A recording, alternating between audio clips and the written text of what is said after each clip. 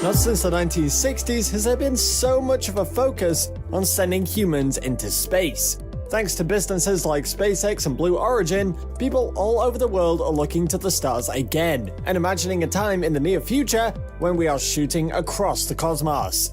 Best of all, this newly formed space age will be filled with civilians leaving our atmosphere. That is because one of the main goals of Elon Musk, Jeff Bezos, and others is to provide a way for regular high-paying customers to accompany them to the stars. America has mostly been on the forefront of these magnificent advancements in science and space exploration, but that doesn't necessarily mean that they will be the only names in the game. Russia is quickly staking a claim in this exciting new field, as is China. But what about England? Once home to the greatest explorers on the planet, is the United Kingdom thinking about competing with these other major nations and setting sail into the solar system and beyond? Does the UK have what it takes to challenge SpaceX, its prized possession Starship, and the other countries around the world diving headfirst into space exploration? The answer is yes. Britain is definitely up to enter the world of the space race. And based on new information, they're making up for the lost time. It was recently announced that the UK will begin issuing spaceflight licenses in the next few months. This action by the British government is a huge push in the right direction for the blossoming spaceflight business. As of right now, Britain has been relatively quiet as other countries have been establishing themselves as homes to multiple major businesses who are creating, testing, and sending ships into the stars. But Britain is tired of watching other countries surpass them, and the government is getting involved to keep things moving. The UK Parliament is quickly creating regulations and rules that will help the nation's Civil Aviation Authority to start issuing these important licenses to spaceports across the country, creating opportunities and concrete locations for businesses to begin rocketing out of the atmosphere in the very near future. This comes hot off the heels of an official launch to the country's first commercial spaceflight program, which is called Launch UK and started up back in 2017. While the British government is doing all it can to provide spacefaring businesses with a place to launch their creations,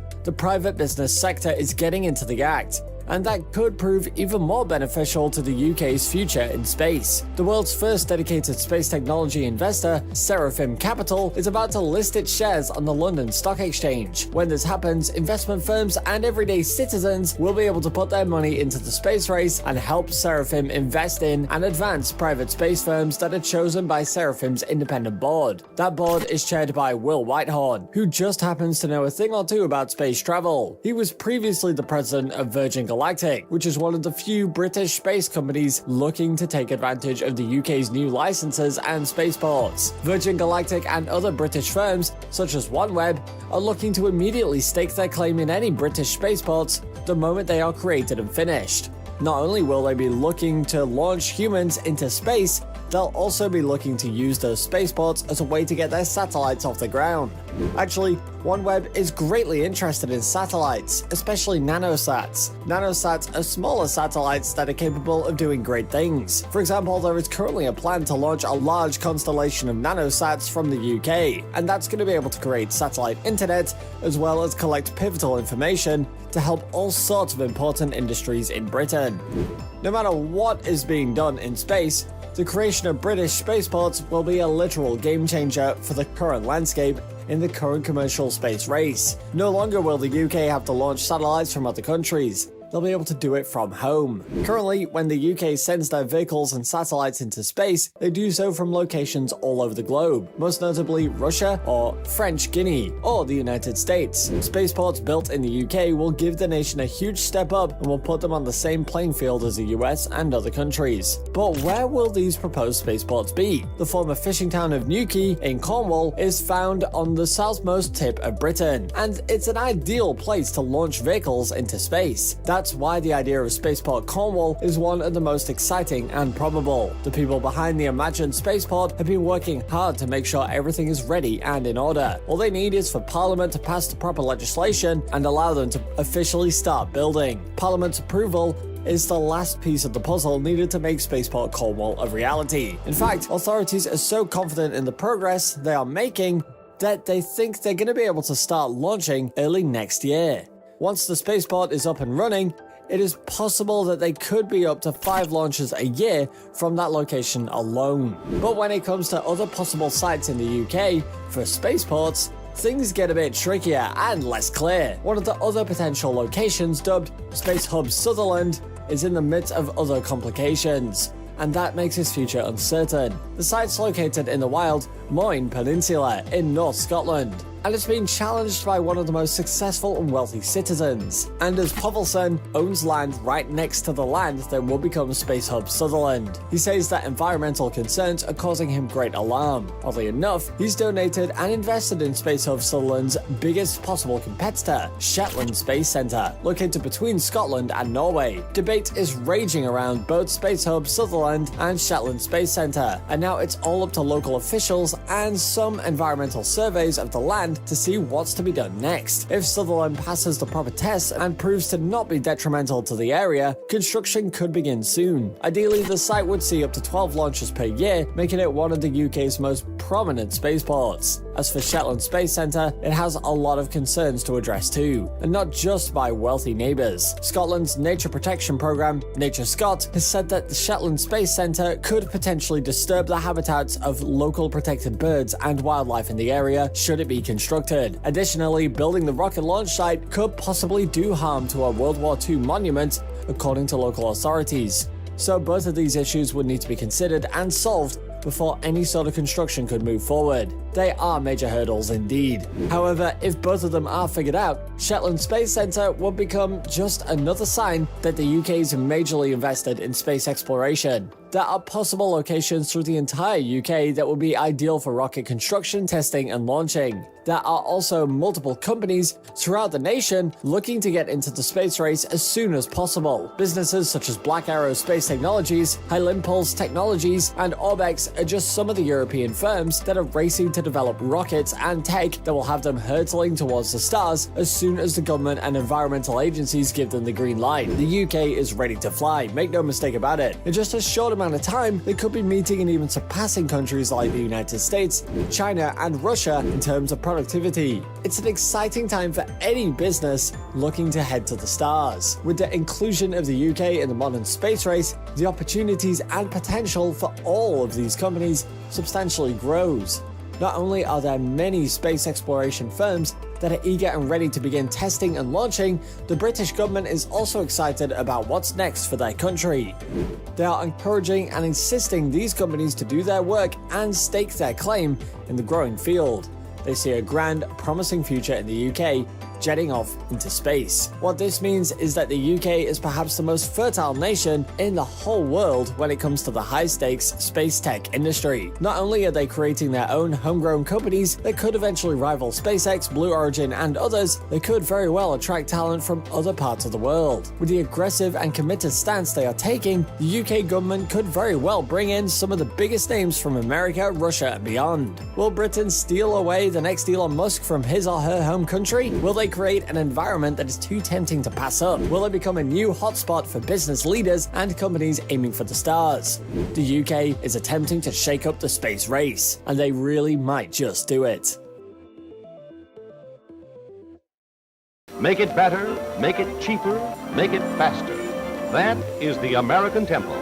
Just like millions of other people, there has surely been a time when you've needed to replace a battery in your house. Maybe your television remote is dead. Maybe your smoke detector's out of juice. Perhaps you just need to swap out old batteries with new ones in a flashlight or some other various household item. Is it a hassle? It sure is. It can be quite annoying, but it's not that complicated. Open the device, swap the batteries, turn it back on. It's as simple as that. Now imagine you went to the drawer only to find there wasn't a single new battery for you to use. Then you go to your local store and discover there aren't any there either. What would happen if you couldn't get your hands on any batteries? Would you just sit there and wait for more to be created and available for purchase, or would you go through the effort to actually make your own? How do you power a world without batteries? That's the conundrum that Elon Musk's Tesla is facing, and to be quite honest, Tesla is facing a unique problem unlike any other that's come before. It's not a complication that everybody knows about, but it is one that's creating quite the headache. Tesla and all electric car companies are facing a massive battery shortage crisis. Because of the popularity of Tesla and other electric cars, the entire world has emptied out at the main power source for these state-of-the-art cars. And now there are some difficult choices to be made. What is Tesla doing to forge ahead and keep creating their special, one-of-a-kind cars during such a pressing battery shortage? Well, it's pretty much doing anything it can. Before we can discuss what Tesla is doing to battle this unprecedented battery crisis, we need to first explain what it is. The basic premise is this: the metal lithium is needed when manufacturing batteries. It's the lightest metal on Earth and a vital part of all rechargeable batteries. Harvested straight from the Earth itself, lithium is made available by massive mining operations. However, setting up one of these mining sites isn't easy. It takes a lot of money and time. Unfortunately, over the last few years, lithium prices have plummeted, and that has caused many of these mining operations to shutter due to the lack of profit. Now, as lithium demands grow only more pressing, there isn't enough production to meet the soaring demand. And even if a massive number of mining projects sprung up overnight, they wouldn't be able to work fast enough. Double and triple time production isn't fast enough. Not only are lithium batteries needed for your own home, they are vitally important in the world of electronic cars too. As you know, you can't run an electric car without a battery. But as electric cars become more popular, the strain on the lithium battery industry is just growing larger and larger. At current prices, it's estimated that there won't even be any lithium batteries left by the year 2025. And that's not far off. And the pain is already being felt all over the world, with massive battery shortages slowing production of electric cars. In fact, Tesla's planned semi-truck still isn't in production like it was originally proposed because of this annoying crisis. Now you know why you don't see any Tesla semis driving on freeways, even though they were originally planned for 2019. Sadly, the crisis will only grow more annoying and troubling. Electric vehicles are only selling more and more. They're also becoming more affordable, thankfully. EVs are not just for the rich and famous now. They are well within the reach of millions of people all over the globe and are traveling on more roads and parking in more garages. Most analysis claim that by 2024, electric cars will reach a cost parity with gas-powered vehicles. That means that in just a few years, most EVs will cost just as much as traditional, dirty cars. That's great news, right? It is, but this means that the battery shortages that are already plaguing the car industry will not just grow, but explode in the years ahead. And by 2030, electric vehicles will need the equivalent of 225 billion iPhone batteries. That's more than 13 times the amount of batteries the world uses today. Obviously, the way things are going right now just isn't going to cut it, and Tesla knows that. What is Elon Musk and his flagship company doing in the midst of this lithium and battery shortage? Obviously, they can't just sit around and wait for the issue to resolve itself. Something must be done for the future of not just Tesla, but all electric cars. Firstly, Musk and his fellow EV entrepreneurs are pledging to develop batteries with less lithium, nickel, and cobalt. If they could follow through on this promise, that would go a great way to keeping electric vehicles on the road. Tesla has gone a step further than other companies. In fact, saying that it will no longer use cobalt at all. This is because that material is typically mined in the country of Congo under horrible worker conditions. But even more needs to be done because simply ditching cobalt won't be enough. There was a long period where Tesla was solely reliant on other companies for its battery needs. That has changed, and Tesla is now in the battery production business too. In fact, they have been making great gains. In 2018, they announced that they were producing more battery power than all other automakers combined. However, the years ahead are going to be explosive for Tesla and all electric car companies, as even more consumers purchase their first EVs. Tesla's doubling down, pledging to make even more batteries, and they are creating partnerships to get that done. For a long time, Tesla has worked with Panasonic as its battery creation partner. But there are also reports that they are reaching out to other companies too, such as China's CATL and South Korea's LG Chem, to work together and craft even more batteries. Of course, finding the elements needed for batteries means more mining needs to be done. Don't worry, Tesla's got a plan for that too. The company's hard at work establishing its own mining operation that could dig into the earth and find exactly what is needed for future battery creation. In 2020, Musk announced that Tesla has secured the rights to 10,000 acres of land in Nevada, all rich in untapped lithium reserves. And they won't stop there either. The good news about lithium is that it is ample all over the globe, available in so many different parts of the world. Musk himself called it one of the most common elements on the planet. His exact quote was, "There is basically so much damn lithium on the earth It's crazy. Yes, there is a lot of lithium right below our feet, but it requires a lot of manpower to get it. And since not even one of the world's richest men can get a mining operation up and running overnight, it will surely be some time before Tesla is able to capitalize on the newfound lithium they have brought to the surface. During that time, the demand is only going to grow. That's why Tesla is doing even more, not just solely relying on the old-fashioned procedures and science that have created batteries for generations. It's supposedly changing the game and the science behind batteries. Back in 2019, Tesla bought the supercapacitor specialist Maxwell Technologies. Maxwell is a company that has been long linked to lithium-ion research. This has led to the speculation that Tesla is putting a lot of money and energy into actually tinkering with how batteries work and how they could work better. There are rumors that Tesla is hard at work on a battery that's capable of lasting 3 times longer than the current batteries the company uses. Of course, that is just speculation. Nothing's been officially revealed. However, it's undeniable that Elon Musk and his Tesla are looking at the nuts and bolts of batteries along with mining and battery creation. Essentially, Tesla is looking at the major battery problems from several different angles and seeing what they can do to ride out this storm and get to the other side of the battery shortage crisis. Not only are they changing the sorts of batteries they're using, they're also firing up more mining operations and even digging into the science behind how batteries work. Still, concerns are plenty, and it is still very possible that the next few years will be very difficult for electric car companies. Even as customer demand grows and grows, the demand for EVs is high and the battery supply is suffering because of it. There is no doubt that in the years ahead, while others are panicking about a limited battery supply, Tesla will be working overtime in order to keep their consumers happy. It is using the battery supply obstacle as an opportunity to enhance its own batteries, create new partnerships, and further the science behind its revolutionary vehicles. Even in times of crisis, Tesla is thinking far ahead.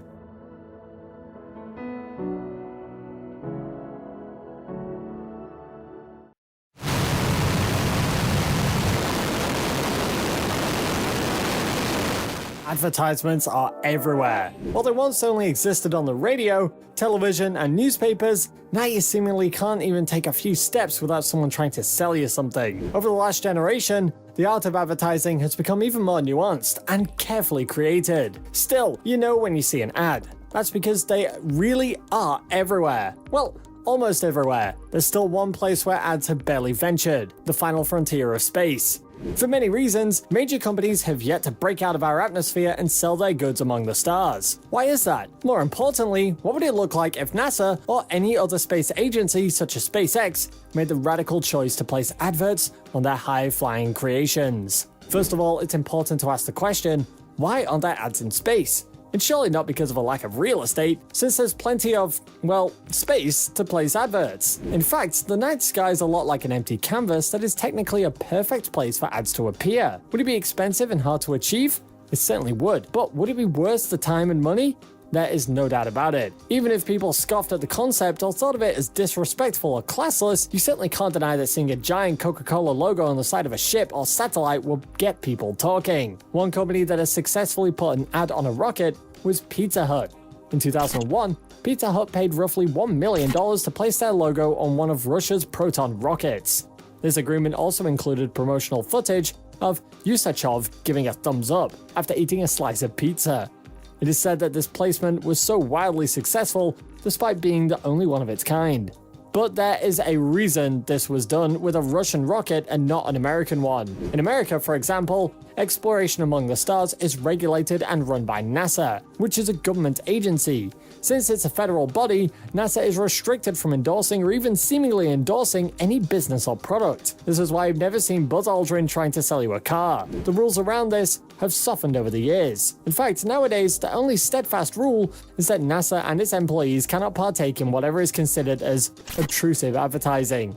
Still, there is only a slim chance that NASA would ever enter a partnership with a company and would allow logos on any of their vehicles. However, SpaceX isn't NASA. It's a federally run company. It still exists on its own. So, what is stopping SpaceX from plastering ads on the sides of a Falcon 9 or Starship? Technically, nothing stopped Elon Musk and his SpaceX from pasting ads on the sides of their ships. SpaceX is a private company, an enterprise that is able to do mostly whatever it wants. And Elon Musk is a savvy businessman. someone who understands the power of marketing. It stands to reason that this would be an idea he could warm up to. Perhaps the biggest thing preventing that possibility is the fact that Musk has never been a big fan of advertising. Answer this question. When was the last time you saw a commercial for a Tesla car? You can't recall one, can you? That's because Musk has never been fond of the art of the ad. He has always been much more interested in the quality of a product traveling via word of mouth. He knows that the best advertising doesn't have to be a showy jingle or a Super Bowl spot. Instead, the best way to capture the hearts and minds of consumers is to create a quality product and introduce an air of intrigue and a sense of cool.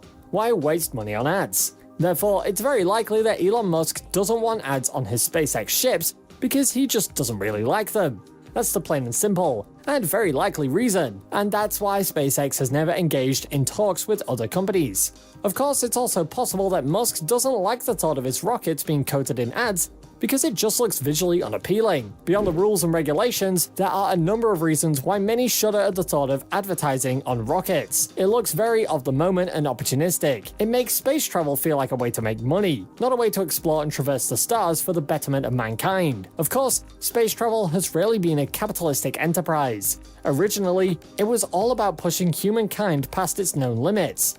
Times have changed, and there is an entire growing industry revolving around companies making money via flying into the stars. So technically there is nothing wrong with the thought of advertising on rocket ships and other space technology, but it may take a long time for people to warm up to the premise. It feels out of place, but it may soon become the norm because the entire concept of space travel has changed from a patriotic endeavor to a way to make money. And money is important when you're talking about space travel because, let's face it, flying into the cosmos is not cheap. Elon Musk himself has estimated that the Falcon 9 spaceship could cost around $28 million per launch. That's a major chunk of change. While the reusability of other SpaceX creations, such as the Starship, will drive down prices considerably, there is no doubt that space tech companies are devoting massive sums when they are manufacturing these cutting-edge creations. If a business like SpaceX, Relativity Space, or Blue Origin decide to endorse and accept advertising on their rockets, they will go a long way to closing any budgetary gaps. They will be making millions upon millions of dollars, lowering the overall cost of any flight operations. In 2020, it cost about $6 million for an ad in the Super Bowl. You can bet that any advert on the side of a high-powered ship, like Falcon 9, will cost a great deal more than that. That sort of sum could possibly cover the cost of the rocket launch. Musk has mentioned that some modern spaceship launches may only require a $2 million payment because of the reusable tech. If that's the case, just one logo plastered on the side could be used to pay for an entire ship's trip. In many ways, advertising with space companies makes a lot of sense for both sides. Whichever company is putting up the money is going to get a massive amount of exposure in an inventive, radical, and buzzworthy way. And the company accepting the money is going to have a healthy portion of their budget covered by just one little image. Yet the entire idea remains a no-go for many companies, at least for now. But just because SpaceX and its peers are refusing to accept the money from eager companies doesn't mean that ads aren't making their way to the stars. There are other enterprises looking to help companies broadcast from the heavens. One of them is the Russian startup StartRocket, which is aiming to create space-based ads which will be launched into low Earth orbit and be visible only at night, but from just about anywhere on the planet. StartRocket's ads will be crafted by a vast arrangement of tiny satellites. They would each come with a reflective sail measuring about 30 feet in diameter. Put together, the satellites will be able to create recognizable art or logos. They would immediately capture the attention and imagination of millions, if not billions of people. There has been no word on how much StartRocket would charge for such state-of-the-art work, but you can bet that a company would be willing to spend millions and millions of dollars for something like that. StartRocket swears that the science behind their idea is solid, grounded, and ready to go. They've even said that they could have a first ad floating above the surface of Earth within a year. Does this mean that you'll soon see a commercial for your next car or cell phone provider next to the moon or Big Dipper? The truth is that nothing is really preventing ads from being put on rockets. While NASA has rules that prevent such things from happening, they are becoming more and more relaxed and reasonable. However, SpaceX and other private enterprises have no sort of regulation. They could begin creating partnerships with other companies as soon as they wanted. What is stopping them is a lack of interest from those calling the shots, whether it be because of an adamant respect for a deeply held view of space travel or a dollar amount that just doesn't hit the spot. CEOs like Elon Musk have yet to allow ads on their scientific marvels. But that could change. As the field of space travel organizations grows and competition becomes stronger, there will probably come a time in the future when we do see advertisements clinging onto the side of a rocket ship. If that happens and is met with acceptance, you can bet that SpaceX, NASA, and many others might rethink their choices and could also begin accepting offers. It's unlikely that rocket ships will ever become a new form of billboard, but it is possible that it may be tastefully decorated with ads. A rocket ship adorned with the logo of a major company flying into space might not be that far off. It gives a whole new meaning to the term pop-up ad, doesn't it?